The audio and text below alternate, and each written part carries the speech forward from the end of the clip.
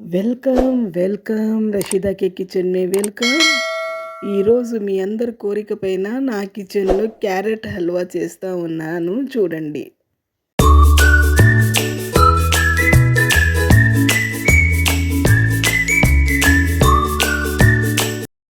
చేసే విధానం చూడండి. దీంట్లో పెద్ద 2 చెంచాలు నెయ్యి అండి.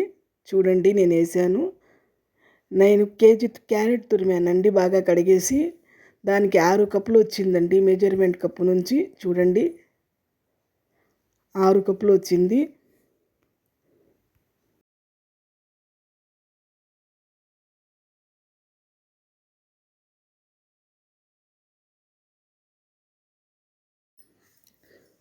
చూడండి, బాగా వేయించిన తర్వాత ఇది పాలు వేసుకోవాలండి. 4 కప్పులు పాలండి. చూడండి, చిక్కని మిల్క్ అండి. నేను కవ్వా వేయటం లేదు, కోవా మిల్కే వేస్తూ ఉన్నాను. మిల్క్లో బాగా క్యారమెలైజ్ అయిపోవాలండి. ఇక చూడండి, ఒక 4 యాలక్కాయలు బాగా దంచేసి వేసేసేయాలండి. వేసేసి బాగా ప్యాచుల నుంచి కలపాలండి. కప్పున్నర పంచదార వేయాలండి. నేను ఇంకా 2 స్పూన్లు ఎక్కువగానే వేసాను. మెజర్మెంట్ కరెక్ట్గా ఉంటుందండి. తీపి ఎక్కువ ఉండదు, తక్కువ ఉండదు. జీడిపప్పు, బాదం పప్పు తరుగు వేయాలండి పైన. మీకు ఇష్టం ఉండే అన్నీ వేసుకోవాలా. నేను కోవా వేసుకోలేదండి, మిల్కే ఎక్కువ వేసాను, పాలు.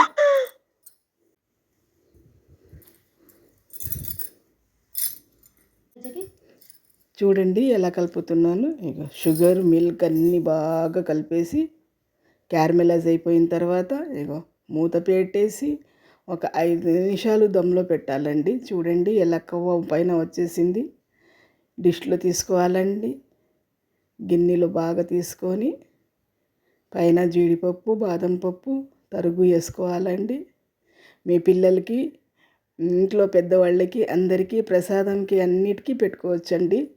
చాలా బాగుంటుంది. బయట బేకరీల్లో చేస్తారు కానీ ఇంత రుచిగా ఉండదండి, ఇంత బాగుండదు. మేము ఇంట్లో చేసుకుంటే ఫ్రెష్గా ఉంటుందండి. ఫ్రెష్గా చేసి పిల్లలకి పెట్టొచ్చండి. కళ్ళుకి చాలా మంచిదండి. క్యారెట్ హల్వా తింటే పిల్లలకి చాలా బలం అండి. చపాతీలో కూడా, పూరీలు కూడా వేసి ఇవ్వచ్చు వీళ్ళకి. బాగా హాయిగా తీయగా తింటారు వాళ్ళు. నా ఛానల్కి షేర్ చేయండి, లైక్ చేయండి, కామెంట్ చేయండి, సబ్స్క్రైబ్ చేయండి. ప్లీజ్ నా ఛానల్కి సపోర్ట్ చేయండి. అల్లా హాఫీజ్.